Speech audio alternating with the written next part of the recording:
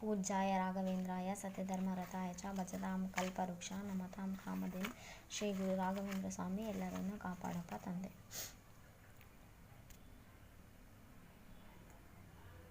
ಹೋಗಬೇಕು. ಮೊದಲಿಗೆ ಒಂದು ಮಿಕ್ಸಿಂಗ್ ಬೌಲ್ ತಗೊಂಡು ಇದೇ ಐತಲ್ಲ ಇದಕ್ಕೆ ಮೈದಾ ಹಿಟ್ಟು ಹಾಕ್ಕೋಬೇಕು. ಓಕೆ, 1 ಗ್ಲಾಸ್ ಸಾಕು. ಸ್ವಲ್ಪ ಎಣ್ಣೆ ಹಾಕ್ಕೋಬೇಕು. ಓಕೆ, ನೆಕ್ಸ್ಟ್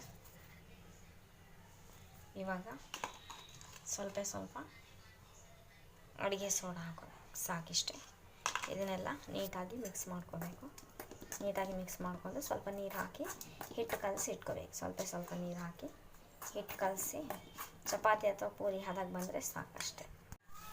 ಸ್ವಲ್ಪ ನೀರು ಹಾಕ್ಕೊಂಡು ನೋಡ್ಕೊಂಡು ಚಪಾತಿ ಅಥವಾ ಪೂರಿ ಹದಕ್ಕೆ ಬಂದರೆ ಸಾಕಷ್ಟು. ಹಿಟ್ಟು ರೆಡಿ ಆಗಿದೆ. ಓಕೆ, ಒಂದು 15ರಿಂದ 20 ನಿಮಿಷ ರೆಸ್ಟ್ ಮಾಡೋಕೆ ಇಟ್ಟರೆ ಚೆನ್ನಾಗಿರುತ್ತೆ. ಒಂದು 15ರಿಂದ 20 ನಿಮಿಷ ನೆನೆಯಲಿ. ಓಕೆ, ನೆಕ್ಸ್ಟ್ ಇವಾಗ ಬೇರೆ ಪ್ರೊಸೀಜರ್ ಎಲ್ಲ ಮಾಡಬೇಕು. ಅದು ಎಣ್ಣೆ ಒಂದು ಪಾತ್ರೆ ಇಟ್ಟು ಸ್ವಲ್ಪ ಎಣ್ಣೆ ಹಾಕೋಬೇಕು. ಸ್ವಲ್ಪ ಈರುಳ್ಳಿ, ಸ್ವಲ್ಪ ಹಸಿ ಖಾರ. ಓಕೆ,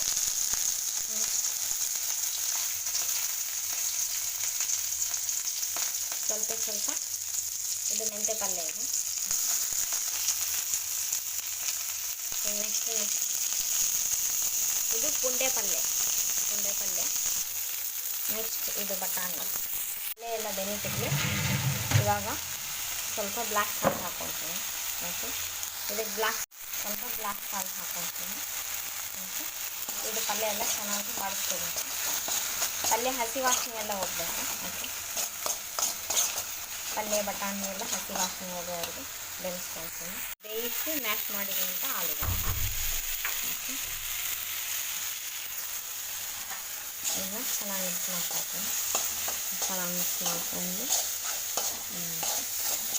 ಚೆನ್ನಾಗಿ ಸೊಪ್ಪೆಲ್ಲ ಇನ್ನೂ ಸ್ವಲ್ಪ ಬೆನೀಲಿ.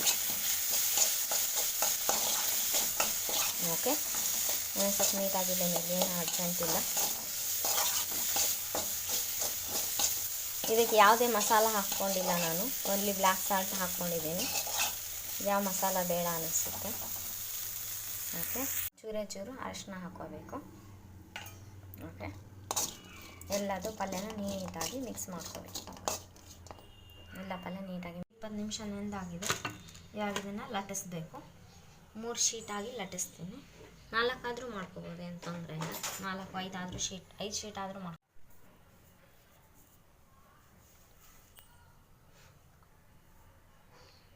ಉಳ್ಳೆಗಳು ತೊಗೊಂಡು ಇಷ್ಟಿಷ್ಟು ಮುದ್ದೆ ಮಾಡಿಕೊಂಡು 5 ಶೀಟ್ ಮಾಡ್ಕೊಂಡಿದ್ದೀನಿ ನಾನು. 5 ಶೀಟ್ ಮಾಡ್ಕೋಬೇಕು. ಇದು ಒಂದು ಆಯಿತಾ. ಇದೇ ರೀತಿ 5 ಶೀಟಿಂಗೆ ಲಟ್ಟಿಸ್ಬೋದು. ದೊಡ್ಡ ಸೈಜ್ ಅಂದ್ರೆ ಲಟ್ಟಿಸ್ಕೊಬೋದು, ಏನು ತೊಂದರೆ ಇಲ್ಲ. ಚಿಕ್ಕ ಸೈಜ್ ಲಟ್ಟಿಸ್ಕೊಂಡು.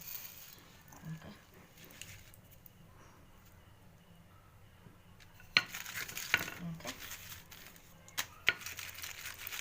ಯಾವ ಸೈಜ್ ಆದರೂ ಲಟ್ಟಿಸ್ಕೊಬೋದು. ಓಕೆ, ಏನು ತೊಂದರೆ ಇಲ್ಲ.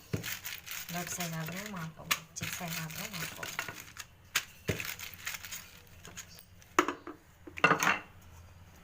ನೋಡಿ, 2 ಆಯಿತಾ. ಇನ್ನು 5 ಶೀಟ್ ಮಾಡ್ಕೊತೀನಿ. ಓಕೆ, ಕಟ್ ಮಾಡ್ಕೋಬೇಕು. ಈ ಥರ ಕಟ್ ಮಾಡ್ಕೊಂಡು 2 ಮೆಥಡ್ ಇದೆ ಮಾಡೋದು. 2 ಮೆಥಡು ತೋರಿಸ್ತೀನಿ ನಾನು. ಸ್ವಲ್ಪ ಅಕ್ಕಿ ಹಿಟ್ಟೇ ಹಾಕಬೇಕು. ಓಕೆ, ನಾವು ಆಯಿಲ್ ಜಾಸ್ತಿ ತಿನ್ನೋಂಗಿಲ್ಲ. ನಮ್ಗೆ ಆಯಿಲ್ ತಿನ್ನೋಕ್ಕೆ ಹೆಲ್ದಿ ಆಗಿರಬೇಕು ಅಂತಂದರೆ. ಓಕೆ, ನೆಕ್ಸ್ಟ್ ಇದ್ರ ಮೇಲೆ ಇನ್ನೂ ಒಂದು ಶೀಟ್ ಹಾಕ್ಕೋಬೇಕು. ಆಯಿಲು ತುಪ್ಪ ಎಲ್ಲ ನಾವು ಜಾಸ್ತಿ ತಿನ್ನೋದು. ನೆಕ್ಸ್ಟ್ ಮತ್ತೆ ಅಕ್ಕಿ ಹಿಟ್ಟು ಹಾಕ್ಕೋಬೇಕು. ನೀಟಾಗಿ ಸ್ಪ್ರೆಡ್ ಮಾಡಬೇಕು ಎಲ್ಲ ಕಡೆ, ಈ ಎಡ್ಜಿಂದ ಈ ಎಡ್ಜ್ವರೆಗೆ. ಓಕೆ, 2 ಆಯಿತಾ. ನೆಕ್ಸ್ಟ್ ಇದು ಮೂರನೇ ಲೇಯರ್. ಇದಕ್ಕೂ ಚೂರು ಅಕ್ಕಿ ಹಿಟ್ಟು ಹಾಕ್ಕೊತೀನಿ. ಚೂರೇ ಸಾಕು. ಎಲ್ಲ ಕಡೆ ಸ್ಪ್ರೆಡ್, ಈ ಎಡ್ಜಿಂದ ಈ ಎಡ್ಜ್ವರೆಗೂ ಸ್ಪ್ರೆಡ್ ಮಾಡಬೇಕು. Next 4th one. ಓಕೆ, ಆಯಿತಾ. ಇದನ್ನು ಒಂದೇ ಒಂದು ಸಲ ಈ ಥರ ಲಟ್ಟಿಸ್ಕೋಬೇಕು. ಯಾಕಂದರೆ ಸಾಕಷ್ಟೆ. ಇವಾಗ ಇದರಲ್ಲಿ ಸ್ಟಫಿಂಗ್ ಹಾಕಬೇಕು. 2 ಮೆಥಡ್ ಇದೆ, ನಾನು 2 ಮೆಥಡು ತೋರಿಸ್ತೀನಿ.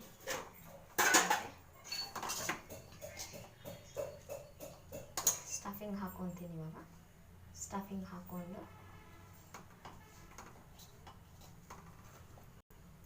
ಸ್ಟಫಿಂಗ್ ಹಾಕು. ಓಕೆ, ಜಾಸ್ತಿ ಸ್ಟಫಿಂಗ್ ಬೇಕಂದರೆ ದೊಡ್ಡದು ಮಾಡ್ಕೋಬೇಕು. ಸಾಕು ಚಿಕ್ಕದೇ ಅಂದರೆ ಚಿಕ್ಕದೇ. ಓಕೆ, ಇಷ್ಟೇ ಸಾಕು. ನೆಕ್ಸ್ಟ್ ಇವಾಗ ಇದನ್ನು ಕ್ಲೋಸ್ ಮಾಡ್ಕೋಬೇಕು.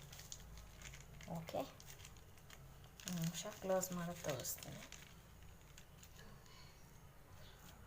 ಸುತ್ತಲೂ ಮಾಡ್ಕೋಬೇಕು.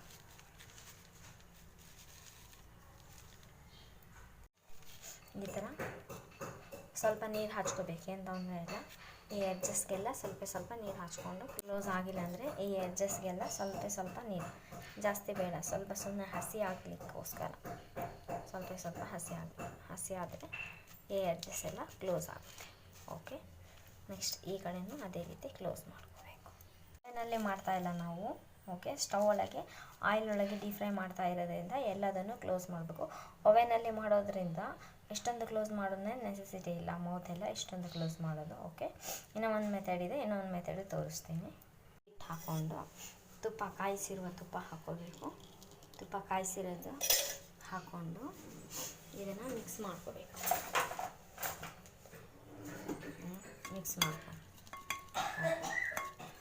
ಮಿಕ್ಸ್ ಮಾಡಿಕೊಂಡು ನೆಕ್ಸ್ಟ್ ಹೇಳ್ತೀನಿ, ಇನ್ನೊಂದು ಪ್ರೊಸೀಜರ್ ಇದೆ, ಆ ಪ್ರೊಸೀಜರ್ ಹೇಳ್ತೀನಿ. ನೆಕ್ಸ್ಟು ಒಂದು ಪದರ ಹಾಕ್ಕೋಬೇಕು. ಒಂದು ಪದರ ಹಾಕ್ಕೊಂಡು ತುಪ್ಪ ಮತ್ತು ಅಕ್ಕಿ ಹಿಟ್ಟಿನ ಮಿಶ್ರಣ ಹಚ್ಕೋಬೇಕು. ಓಕೆ, ಈ ಎಡ್ಜಿಂದ ಆ ಎಡ್ಜ್ವರೆಗೂ ಹಚ್ಕೋಬೇಕು.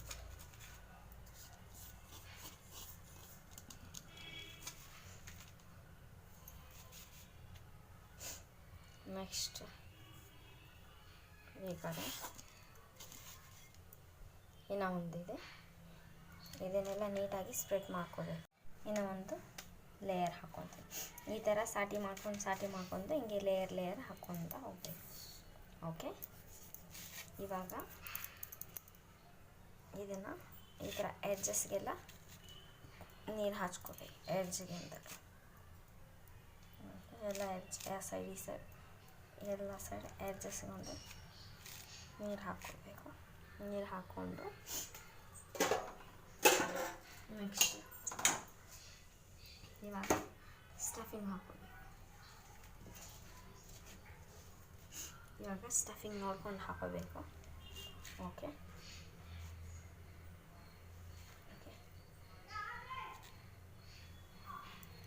ಸ್ಟಫಿಂಗ್ ಎಲ್ಲ ಹಾಕ್ಕೊಂಡು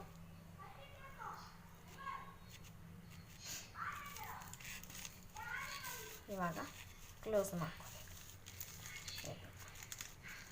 ಓಕೆ, ನಾನು ಈ ಥರ ಕ್ಲೋಸ್ ಮಾಡಿಕೊಂಡು ನಾವು ಆಯಿಲಲ್ಲಿ ಡೀಪ್ ಫ್ರೈ ಮಾಡ್ತಾ ಇರೋದ್ರಿಂದ ಎಡ್ಜಸ್ ಎಲ್ಲ ಕ್ಲೋಸ್ ಮಾಡಬೇಕು, ಇಲ್ಲಾಂದರೆ ಎಡ್ಜಸ್ ಕ್ಲೋಸ್ ಮಾಡೋ ನೆಸೆಸಿಟಿ ಇರಲ್ಲ.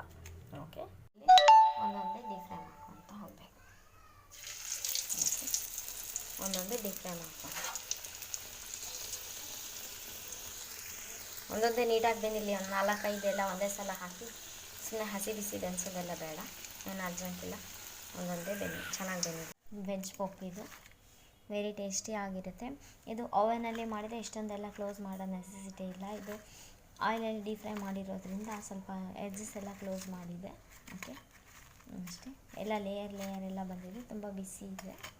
ಓಕೆ, ಒಂದು ಕಟ್ ಮಾಡಿ ತೋರಿಸ್ತೀನಿ ಚಾಕುವಿಂದ. ಓಕೆ, ಒಳಗಡೆ ಎಲ್ಲ ನೀಟಾಗಿ ಬೆಂದಿದೆ. ಓಕೆ, ತುಂಬ ಲೇಯರ್ ಎಲ್ಲ ಇದೆ. ವೆರಿ ಟೇಸ್ಟಿ ಆಗಿರುತ್ತೆ. ಒಮ್ಮೆ ಮನೆಯಲ್ಲಿ ಟ್ರೈ ಮಾಡಿ ನೋಡಿ. ಬೇಡ, ಈ ಪಲ್ಯ ಬೇಡ, ಈ ತರಕಾರಿ ಬೇಡ, ಆ ತರಕಾರಿ ಬೇಡ, ಬರೀ ಈ ಥರ ಐಟಮೇ ಕೇಳ್ತಾರೆ. ಹಾಗಾಗಿ ಈ ಥರನೂ ಮಾಡಿ ತಿನ್ನಿಸ್ಬೋದು. ಓಕೆ, ಇದು ಒಂದು ಕಟ್ ಮಾಡಿದ್ದೀನಿ. ಈ ಥರ ಲೇಯರ್ ಎಲ್ಲ ಬಂದಿದೆ ಒಳಗಡೆ. ಓಕೆ, ಎರಡು ಸೈಡ್ ಈ ಥರ ಲೇಯರ್ ಎಲ್ಲ ಬಂದಿದೆ ನೋಡಿ. ಎಲ್ಲ ತರಕಾರಿನೂ ಎಲ್ಲ ಸೊಪ್ಪೆಲ್ಲ ಹಾಕಿ ತಿನ್ನಿಸ್ಬೋದು ಮಕ್ಕಳಿಗೆ. ಬಟಾಣಿ ಹಾಕಿದ್ದೀನಿ, ಆಲೂಗಡ್ಡೆ ಹಾಕಿದ್ದೀನಿ, ಪುಂಡೆ ಸೊಪ್ಪು ಹಾಗೂ ಮೆಂತ್ಯ ಪಲ್ಯ ಹಾಕಿದ್ದೀನಿ. ವೆರಿ ಟೇಸ್ಟಿ ಆಗಿರುತ್ತೆ. ಮಕ್ಕಳಿಗೆ ಎಲ್ಲ ಪಲ್ಯ ತಿನ್ನಿಸಿದಂಗೆ ಆಗುತ್ತೆ. ಓವೆನ್ ಇದ್ದರೆ ಓವೆನಲ್ಲಿ ಮಾಡ್ಕೊಳ್ಳಿ. ನಾನು ನೆಕ್ಸ್ಟ್ ಟೈಮ್ ಓವೆನಲ್ಲಿ ಮಾಡ್ತೀನಿ. ಓಕೆ.